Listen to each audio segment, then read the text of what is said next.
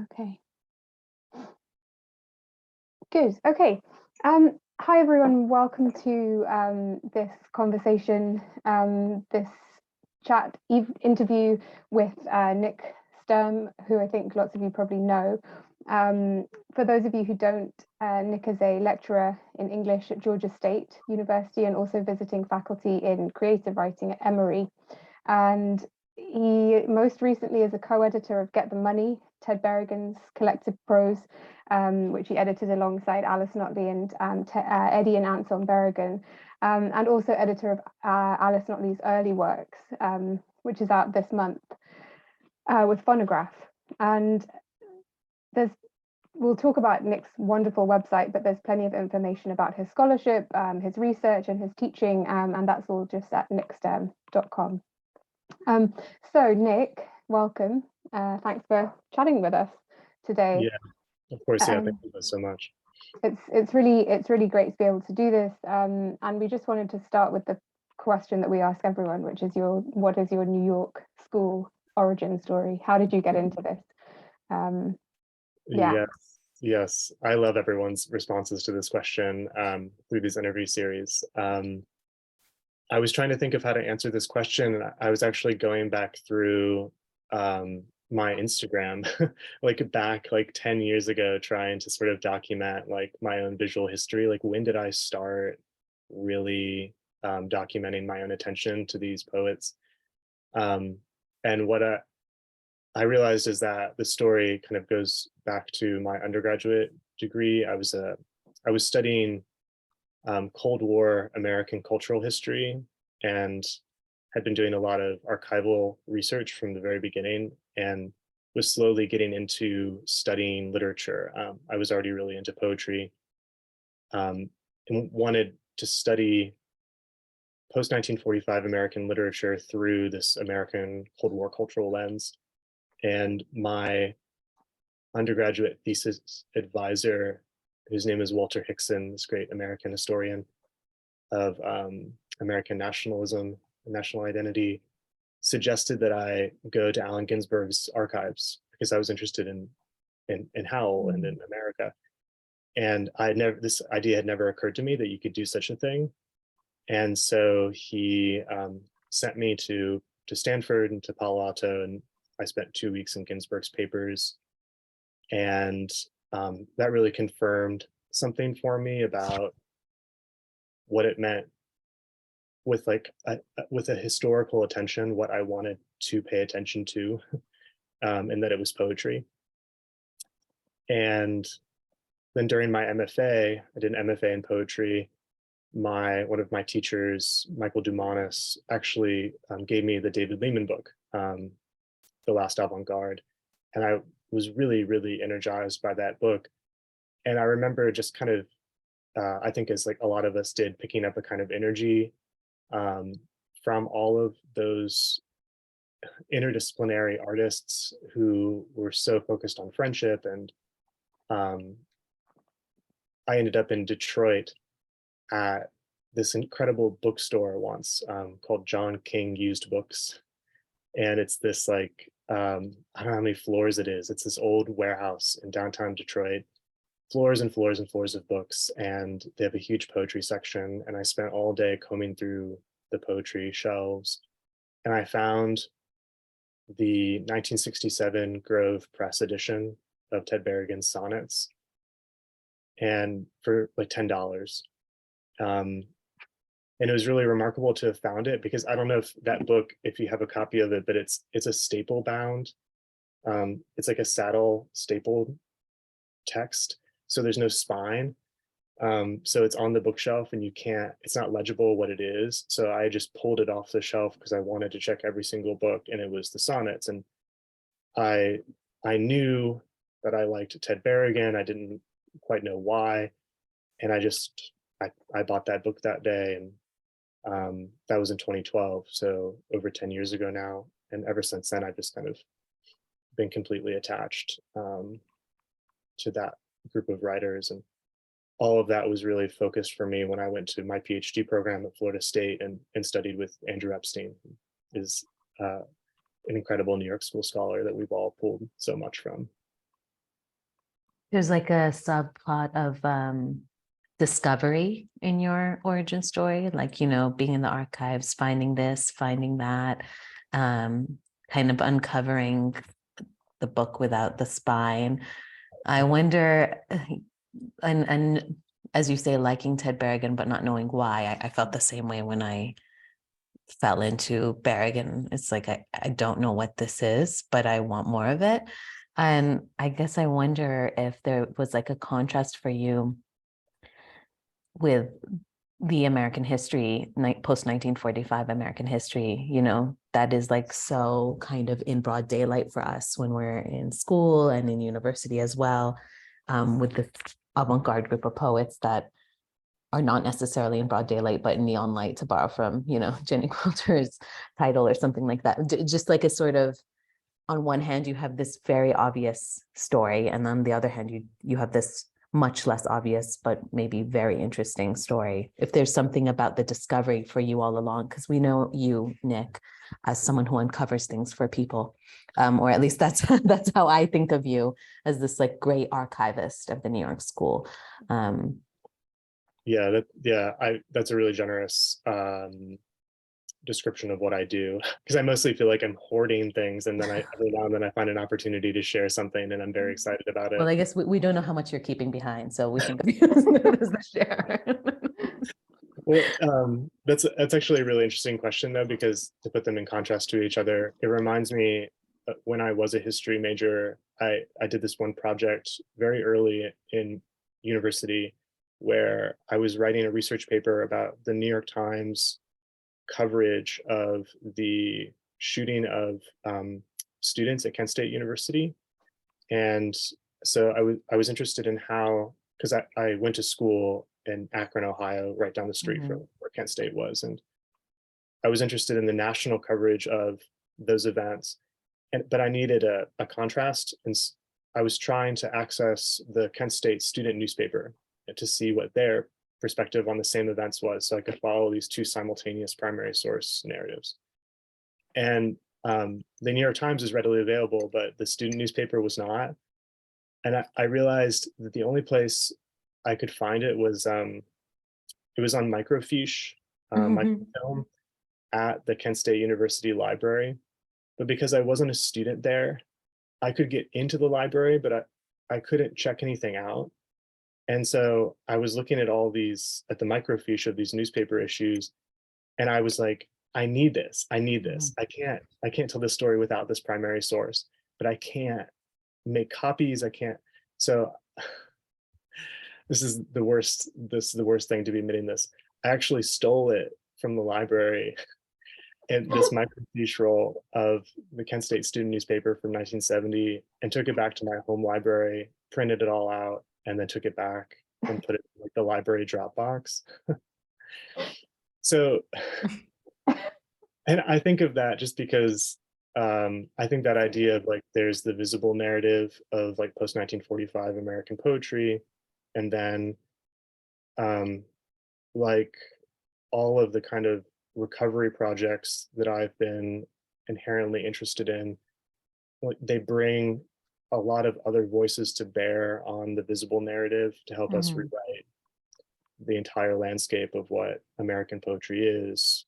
Which kind of finds its parallel in like a New York School aesthetic of kind of grabbing whatever's at hand, or snatching. I can't remember who uses the phrase snatching, but there is a sort of like, found materials thing happening in your narrative. Lots of what you've done, and it's really interesting to think about the relationship between archives and the kind of spontaneity that we associate with a number of New York School poets. But I think when we first met you, you'd come to the UK to give a talk about Alice Notley and Doug Oliver's Little Magazines. And since then, you've co-edited a cluster at Post 45 on Little Magazines. You've written about Eileen Myles and Little Magazines for women's studies.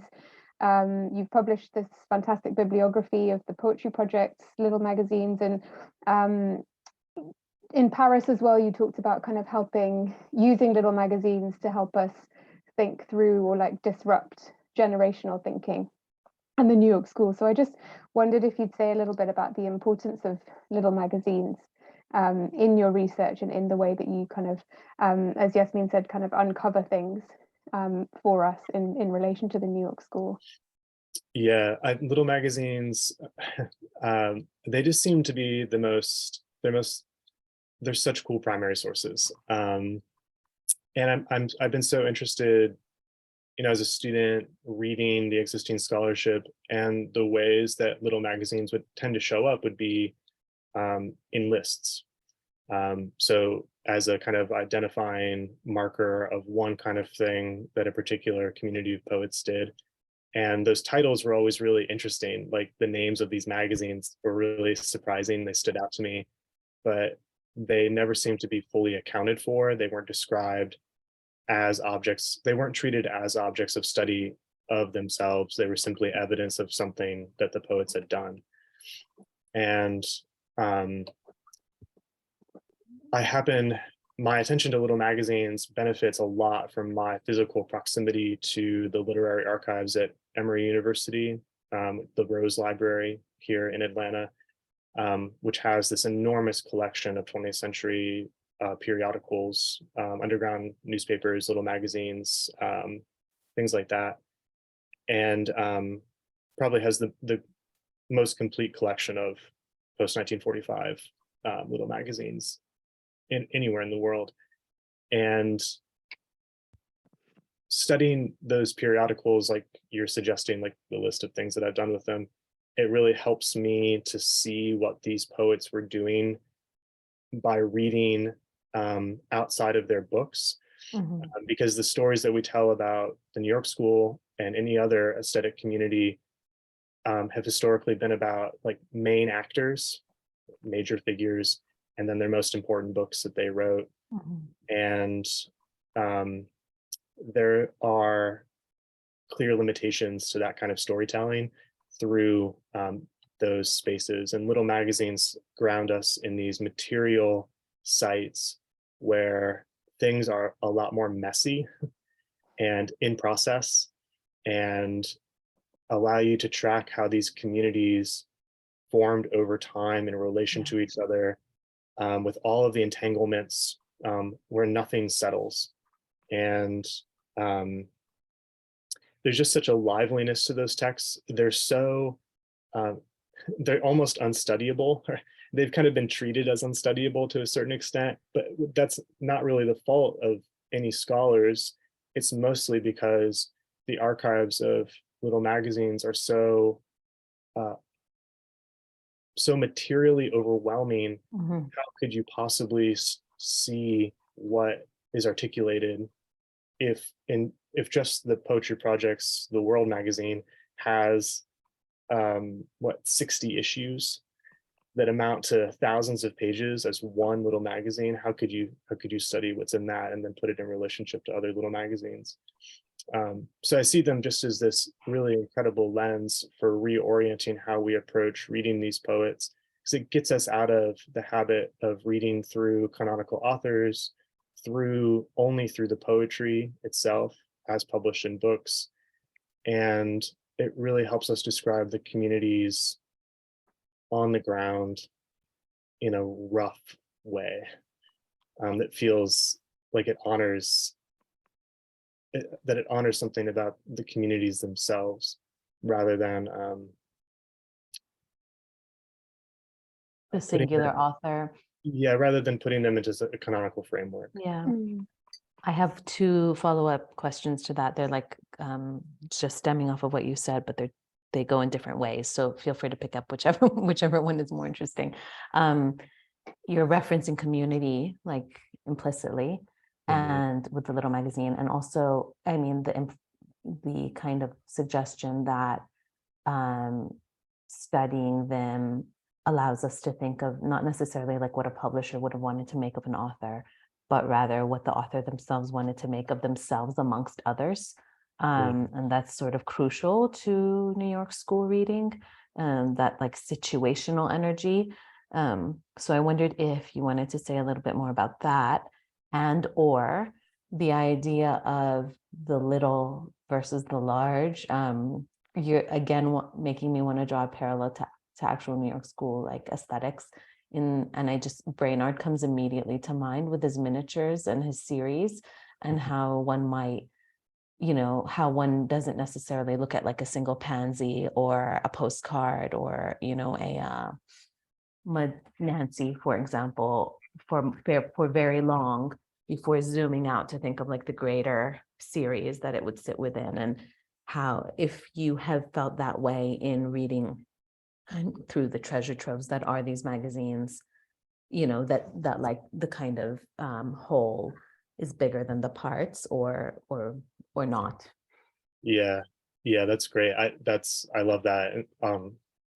To answer your second question first, because that's on my mind, it reminds me of like when you read the early issues of Ted Berrigan's C magazine. Yeah, I love that magazine so much. It's go ahead. No, I mean, if like one day we'll tell our origin stories, like mine has to do with C magazine for sure. It's really there's just as a side note, there's a great anecdote of Hannah Weiner. Carol Berger sees Hannah Weiner on Long Island on a beach, and she's never met her before, but she knows that she's a poet because she's reading a copy of C magazine on the beach. And like, if you know C magazine like we do, it's like such an unwieldy, impossible thing, and just imagining someone holding it in such with sand in it. Yes, so incredible. I love the idea of C magazine as beach reading. I think that's brilliant. With a Brainerd cover out there. But the early issues of C are so serialized. They serialize the sonnets. I mean, the first 4 issues of C magazine serialize the majority of what becomes the book of the sonnets. But when you go back and read the first 4 issues of the magazine, you see how the sonnets are those poems are so completely in conversation, and even not conversation, like they're embedded inside of Ron Padgett's poems, and Dick Gallup's poems, and well, they snatch lines too. I mean, they take, like that collage. You can trace the collage process by looking at the little magazine. So even as much as the book, the sonnets, is like process based on its own, when you read it in its original publication site in that material medium, it is so vivid. And thinking back to your first question, it's like the idea of how the little magazines show us the community differently. Like, my whole argument that my book project is coming out of has to do with the things that Ted Berrigan says about what C magazine does for his conception of what the New York School was. That it's in little magazines that the idea of the New York School is activated, like is made exchangeable, is given like actual contour and shape.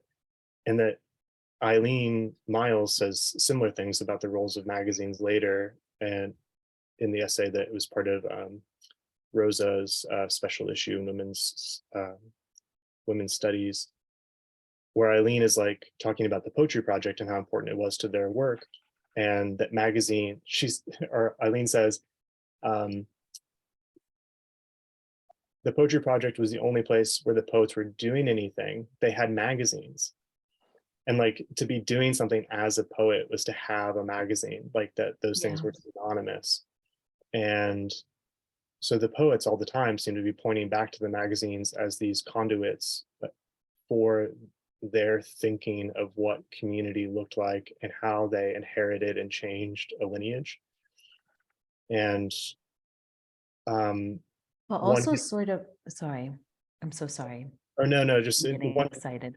No, one gets the sense, I get the sense when I read these primary sources that there's a whole other story here that has so many particular details that add an incredible rich texture to the story that have simply been sort of glossed over. Even something, for example, like the poets Ted Greenwald and Lorenzo Thomas, a white poet and a black poet, collaboratively edited a little magazine called Ear in a mimeograph magazine in 1964 in Queens that is this incredible document, not only of a collaboratively edited little magazine, but one of the only magazines associated with the New York School edited by a white poet and a black poet.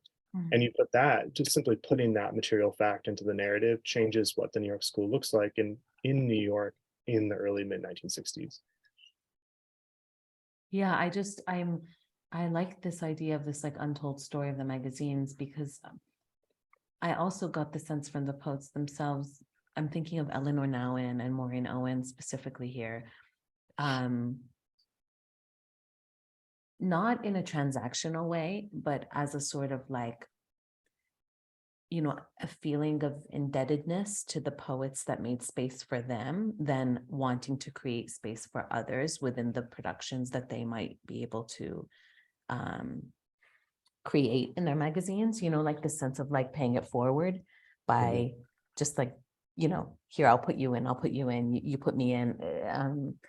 I don't know, there's something, it's not like the paid back play date, but it's something like that where like, you know, I want to do for others what you did for me, and continuing a story that wasn't necessarily like getting much light on it at the time. So for us as scholars now to pick it up, we are like, we're quite dependent on those what feel like treasure troves, but it's almost like the trail was being laid, you know, in that way.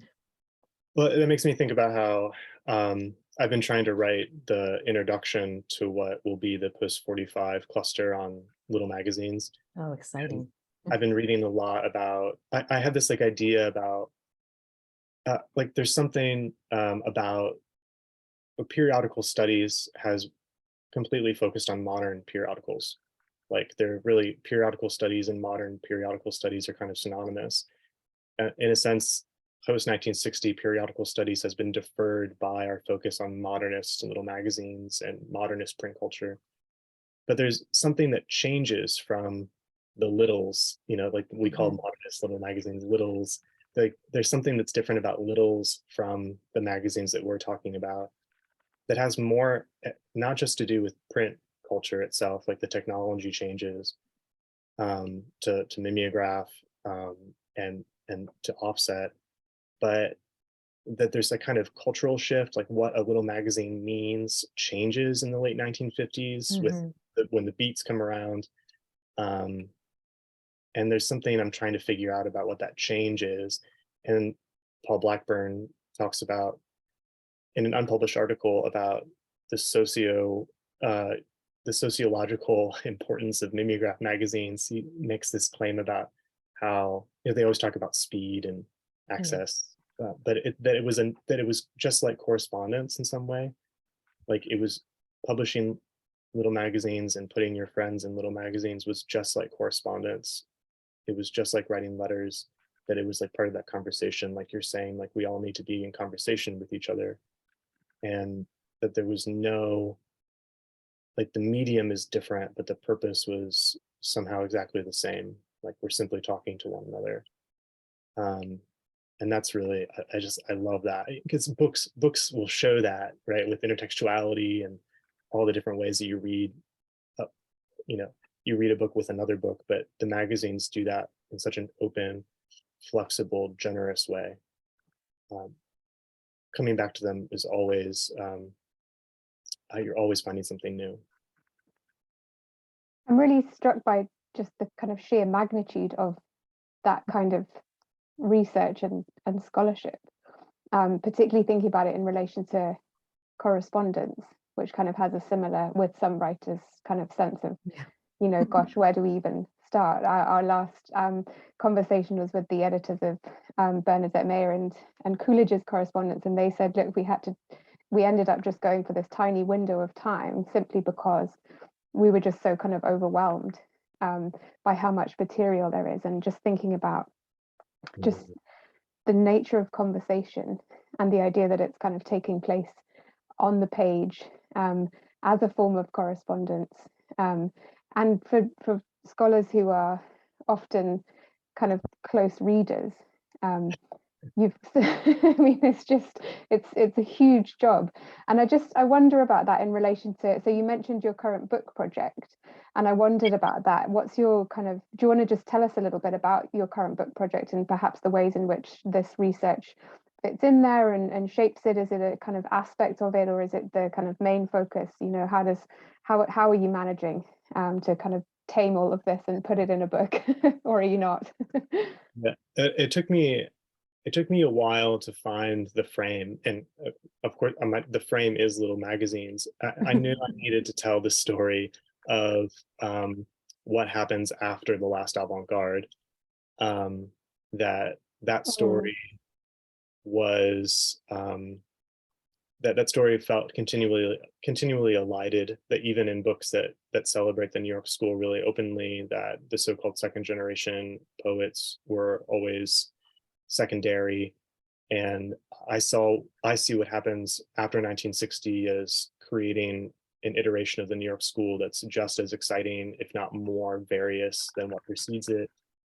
And for a while, I thought that it was simply, the project was a version of like a Lehman story, but with a different subject, right? Making my argument against Lehman and then introducing the new poets and giving voice to their work. But then I really realized that the little magazine was the vehicle for articulating that difference. And like, you're totally right. Like the archival work is so, and with the amount of time I've been doing it, you should see like my Google Drive. It's like, I don't want to, I'm scared. Yeah.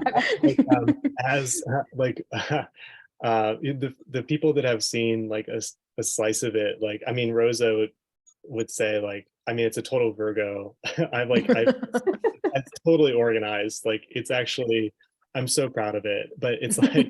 So you really want us to see our Google Drive, is what you're saying. But it's like taking years to like, you know, like, because you go into the archive and what you're really doing is not reading things. You're just making scans of things, and it just endlessly.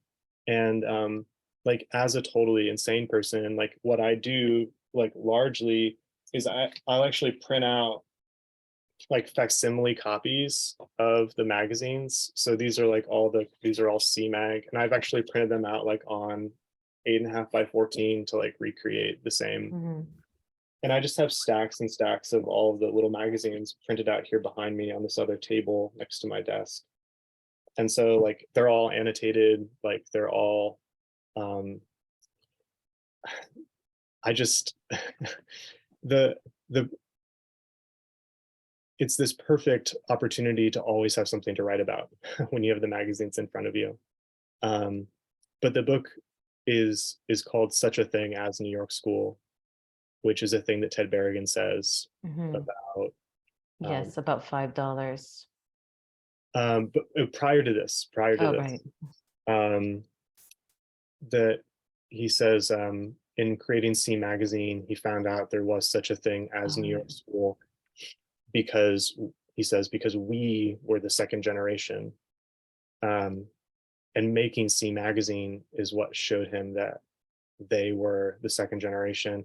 And that's kind of, this related back to the argument I made at the conference in Paris, where when I read that interview quote, I realized like, well, that solves a problem that I had, which is that a sense of inheritance that comes from generational thinking suggests that the first generation simply came before and the second generation followed, and it's kind of a progressive aesthetic watering down or adoption or lessening. That's often how it's described. Marjorie Perloff calls the second generation poets the growing cult of Frank O'Hara.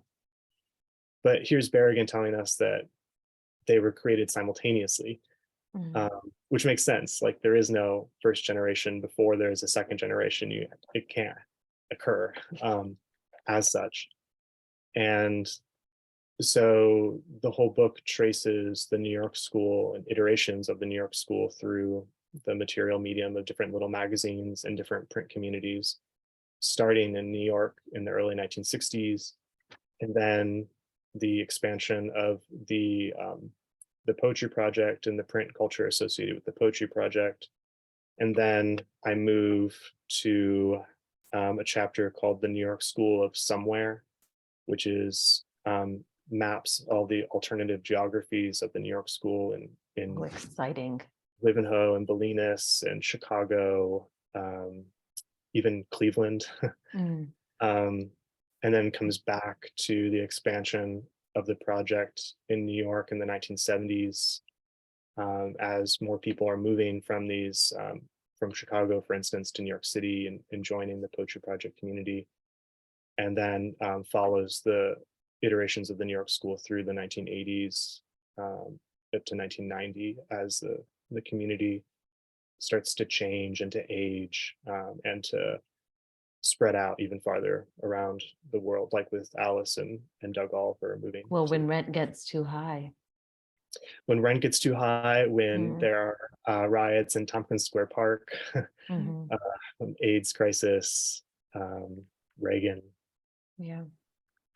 I mean, first I wanted to say that the little magazines are lucky to have you, but now I want to say that the second generation is lucky to have you, because the story you're telling is a really exciting counter narrative to the ones that I'm sure like the three of us depended on when we were all writing our, for example, like PhD theses. You know, I think we all counted on a set of books that were really, really insightful about aesthetics, but did often suggest that second comes after first, and that's just the order of things, as opposed to how you're implying second as an amplification or like a kind of like renaissance or new, you know, moreness with it, with an alteration.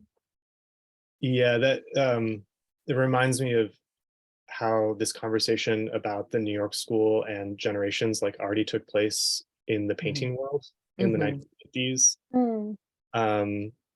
And there's, so in 1957 at the Jewish Museum, there's it's the first time that a second generation of abstract expressionists is articulated.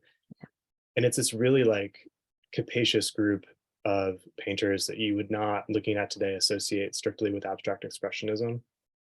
And Tom Hess, who's the editor of Art News, writes this really great review of the Jewish Museum show, where he's really suspicious of this idea of generations over determining aesthetic inheritance, and that it automatically means that these are imitators of what preceded them when they clearly are not.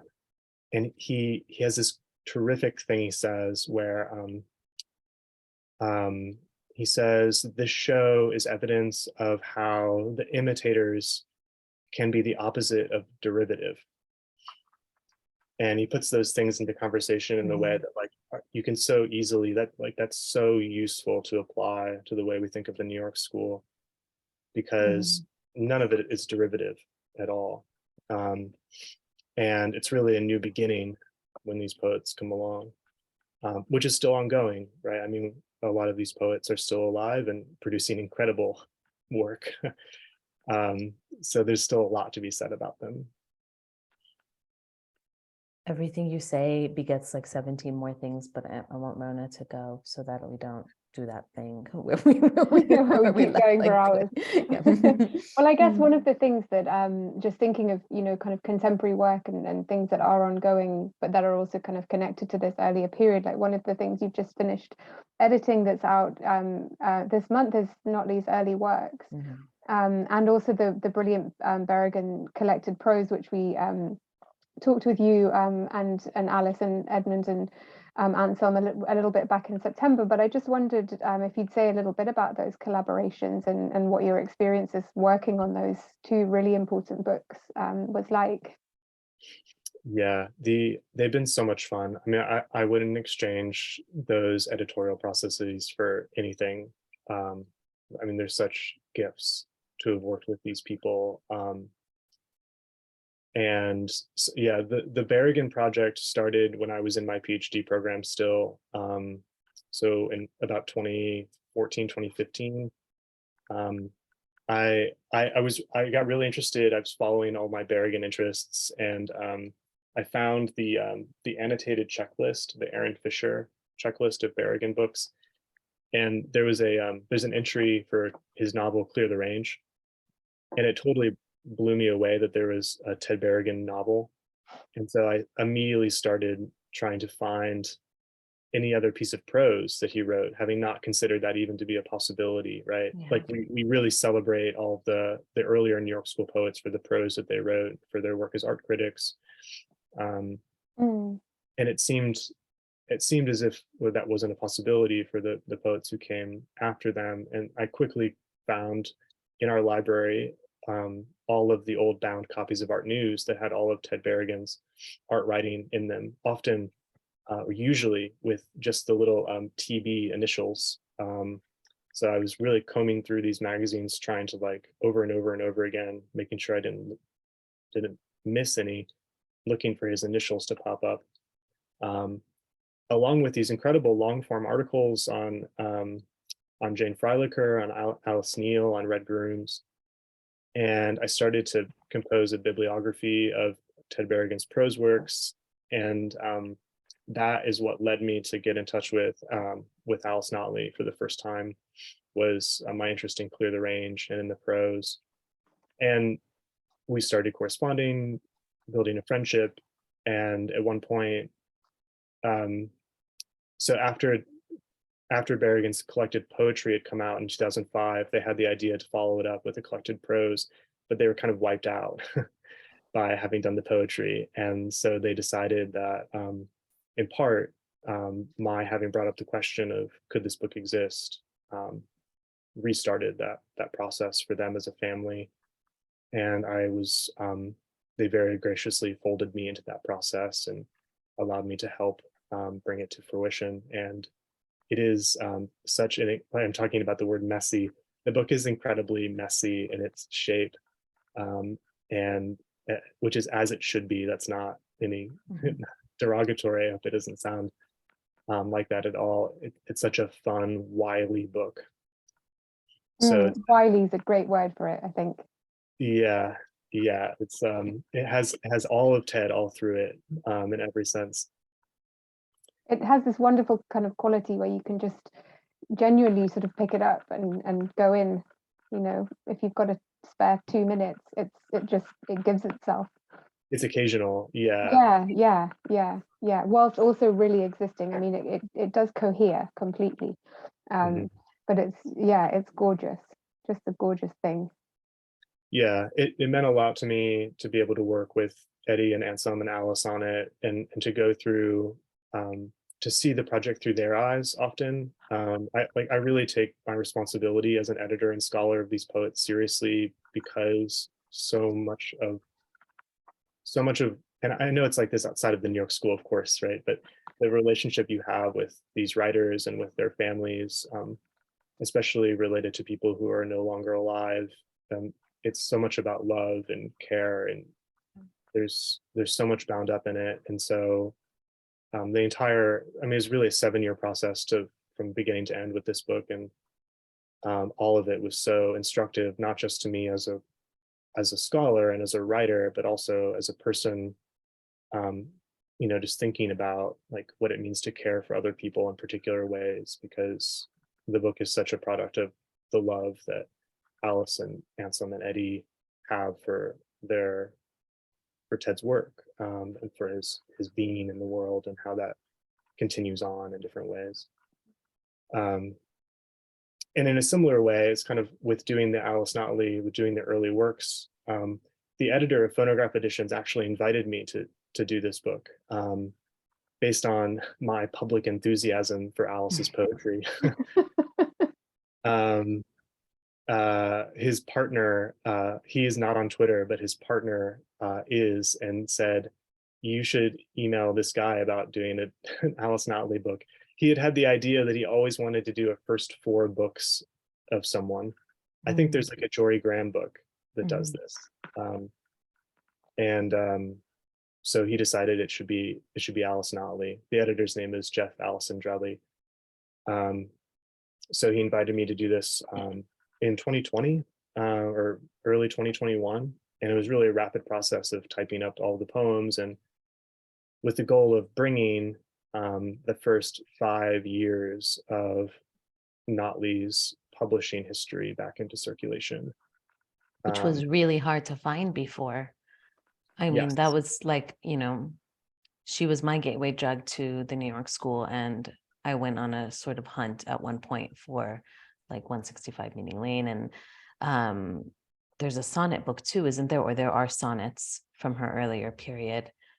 I just remember finding it like impossible to find anything. So Yeah, that's right. Yeah, 165 Meeting House Lane is the first book, and that's a sonnet sequence. And then she has another sonnet sequence called Great Interiors, Wines and Spirits of the World, which was written in Battersea yeah. in 1974. That's also in early works now too.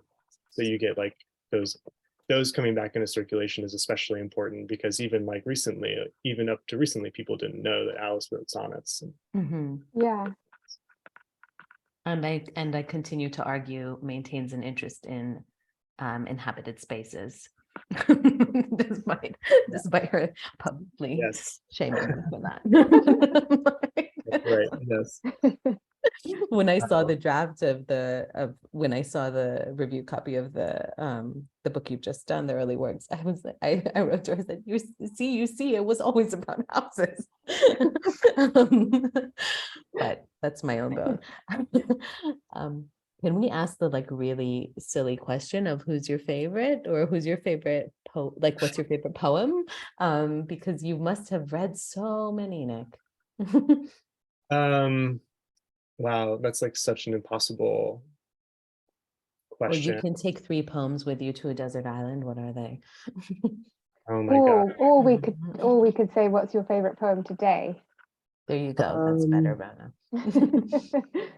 Oh God, that's still so horrible. I feel like I really don't know. It would have to be shit, It I has to be the one you were about to say. It just has to, though. I'm thinking about like I really like teaching Alice's poem How Spring Comes, the title poem from that book, the Toothpaste Press book. It's the one that has that last line, gut feeling joy. And it's about 3 pages long. It's really, I don't know, there's something about it. It's so symphonic, and it has such a broken surface. And it seems to be, I often teach it, and it is something that really activates students' particular sense of how to read and how to understand or approach an experimental poem. Because of something that Alice does with her tone and with how she collages different moments together, and how she threads a narrative through repetition. It's also the poem that repeats semicolons. Yeah. Like I make chow, I despair as a mother, I contemplate semicolons. Just something about that poem is really, really, and that's kind of unfair, because every poem that she wrote in the 70s and 80s that's like that does that same work. But I don't know, there's something about that work. I'm today, after our conversation is over, I'm going to Emory to teach the sonnets.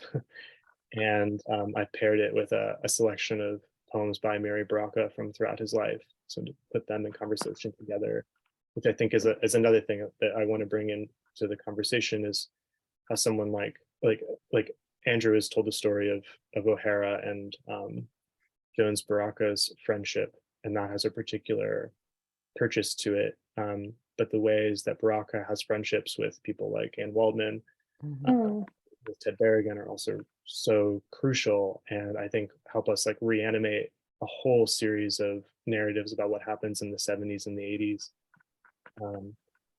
Like, for example, like we haven't fully accounted for how everything that happens at Naropa is so crucial in New York School broadly. And I think like I can't wait until there's a book that's just about the history of Naropa and how it interacts with these West Coast and East Coast communities, Canadian poetics. Maybe your mapping chapter is going to help bring that into being. I hope yeah, something. I can't do that one. I can't do that one now, and someone else has to take that. Anne's got a brilliant new book out, hasn't she? The lectures from Naropa. The third iteration of New Weathers with Night Boat. Mhm. Yeah. You mentioned teaching just there, and I wondered if you'd say a bit about your teaching. Just one of the things I love about your blog and just about talking to you is the way that you kind of work with students on this material. So little magazines, but also the poetry. Often you're not working with students who are majoring in literature at all. Your blog's got these amazing kind of collaborative, experimental, multimodal projects by students from Emory, Georgia Tech, Georgia State, and you've got podcasts, posters, like digital exhibits, websites, maps, and more. And I just wondered if you'd, say a bit about your kind of teaching in relation to the scholarship that you do. Again, thinking about that idea of you as someone who uncovers things for people. Yeah, I cannot take credit for my approach. I was really fortunate to have a lot of support from a postdoctoral fellowship that I had at Georgia Tech from 2017 to 2020. The director of this postdoctoral teaching fellowship, her name's Rebecca Burnett, and she's recently retired, and I was so fortunate to work with her before her career was over. She really had this idea that as young scholars across English as a discipline, that we had the opportunity to merge our teaching and our scholarship in ways that could really in material, emotional, psychological ways, help rebalance our lives as people who work in academia, regardless of what our research focus was. And I really was sold on that, and was given a lot of support and a lot of encouragement and a lot of permission by that postdoctoral fellowship to experiment with merging my teaching and my scholarship. And I think it's really, I can get dogmatic talking about it, or not dogmatic, or overzealous, because I keep trying to talk to my friends and my peers and my colleagues about you should really try doing this. This really feels good. It's all gut feeling joy. It brings it all to the surface. It The first semester that I was encouraged to try it, I totally failed at it. I took it almost too literally, or I didn't understand what I could do, and I just had a really horrible teaching semester. And then I realized in the spring of the next year, I just need to teach directly at the New York School. Don't worry about my students or first year writing students. Don't worry about them not having context for it, not having a frame of reference. We're going to build a frame of reference with the text that I bring to the class, and my enthusiasm for them, and the fact that I specialize in them. I'll frame that for students as evidence of, this is what it looks like to be a scholar in this particular field. And I don't expect you to become an expert. I expect us to develop a familiarity, right? And we're going to use that material not to write papers.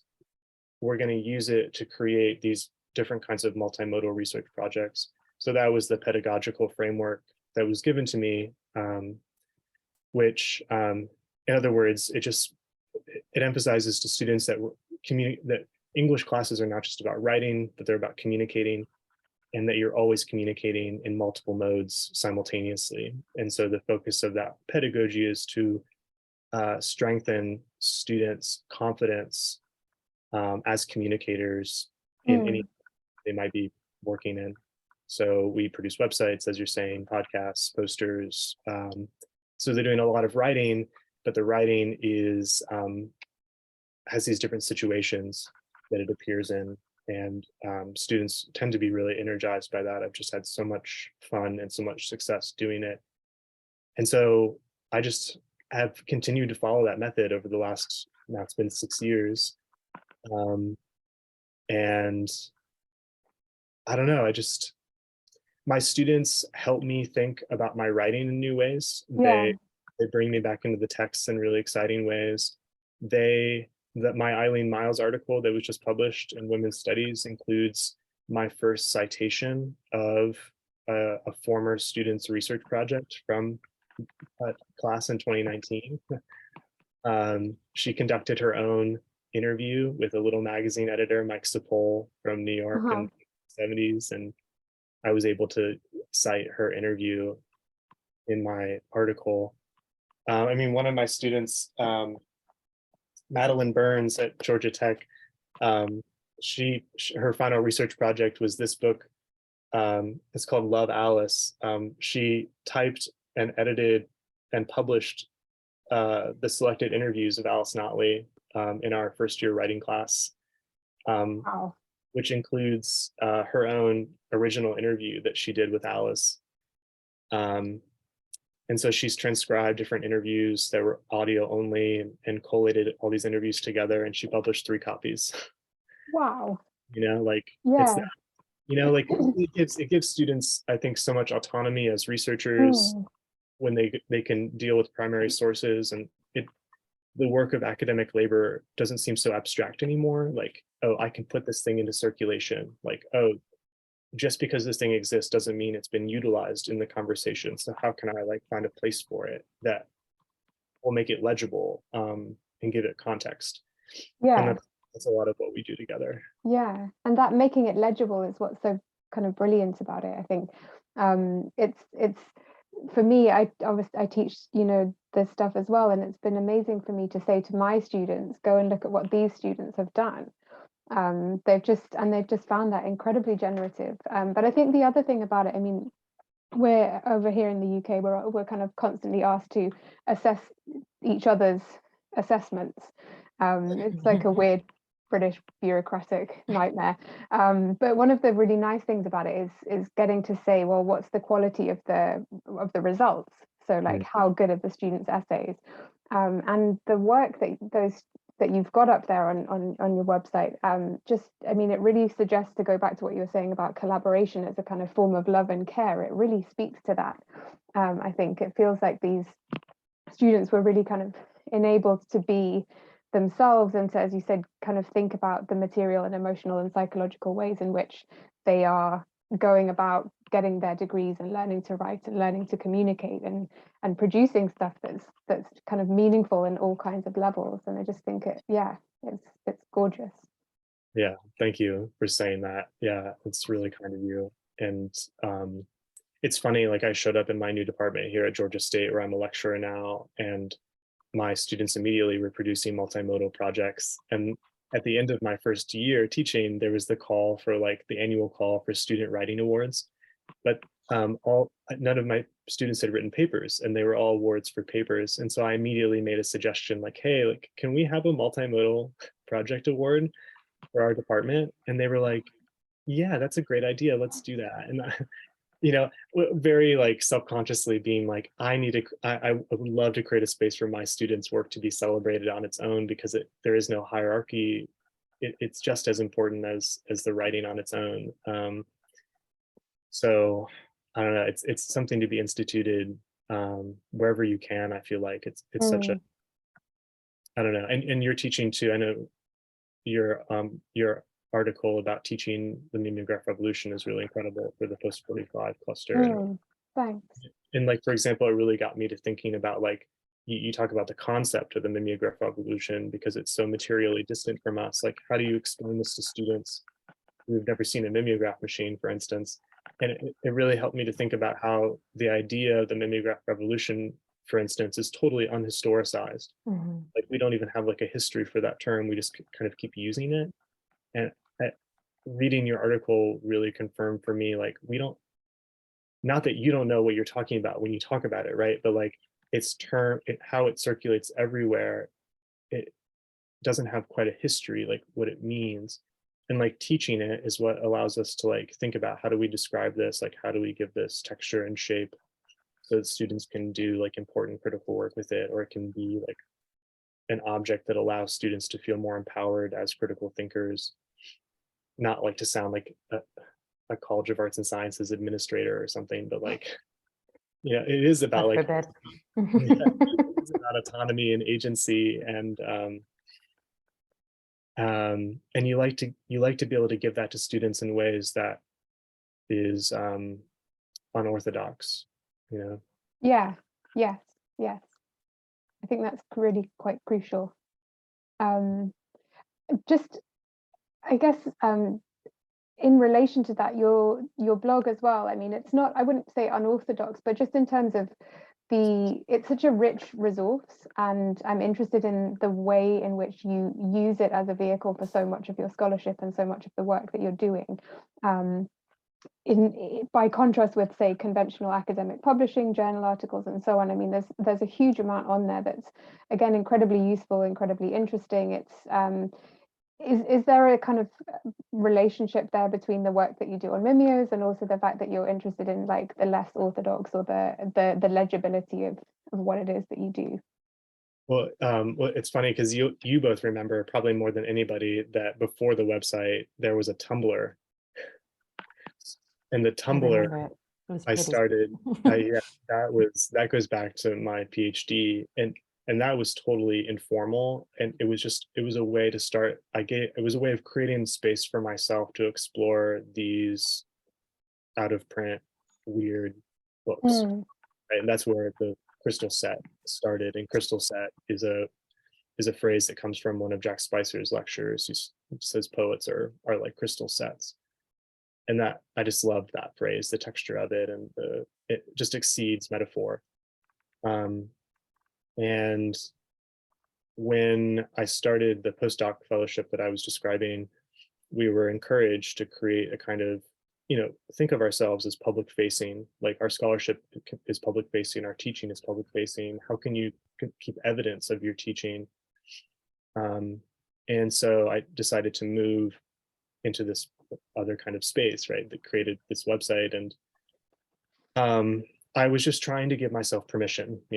I was trying to give myself permission, and I wanted things to. I had all these primary sources at my fingertips. Everything was really exciting, and I wanted a space where I could fluidly just move my thinking from the material into a public-facing space that allowed me to keep thinking through it without putting the pressure on myself that this thing needs to be perfect before it's seen. And that, it was like I was creating momentum for myself as well. I needed that, I think it's one of the things about academic writing that maybe we don't talk about very much is like, there's all of the delay in the projects, and you want, how do you get like a slice of something out, and I started to imagine the website as a place where I could keep like the ephemera of my research. It's always like these products that I'm going to be producing, but how can these parts that like fall off of them along the way also be things that I can exchange with the people that also care about these things? Much like your mentor Andrew Epstein did for so many of us, right? I mean, with its locus solus. Yes, totally. And I appreciate you saying that, because it would be incorrect to say that I also wasn't like trying to like counter Andrew a little bit. Well, I mean, to continue this like thing I'm trying to do of mapping, right? We're drawing parallels, when Berrigan writes the sonnets, he says, what does a great poet do? He writes a sonnet. So like, what does a great scholar of the New York School do? he does a blog. But also the way you're talking about the serialization that the website allows you, and also like the kind of celebration of the momentary, like that, all right, this week it's this, next week it's this. It's also to me sounding like another parallel with the magazine versus the like final printed, poetry book. Yeah. And it's great to talk to both of you about it too, because you both know Andrew's blog so well, and you've watched my work change from these early places where it appeared. And it's actually I'm really delighted by it, and part of me is like embarrassed that my first citation was Rona was in your article in Joe Bernard's Art, and you cite my Tumblr, and like the first citation is my Tumblr. So it's such a product of like my particular like generation on social media and the end of that platform and what it could do, but like I can't make it disappear, like because you put it.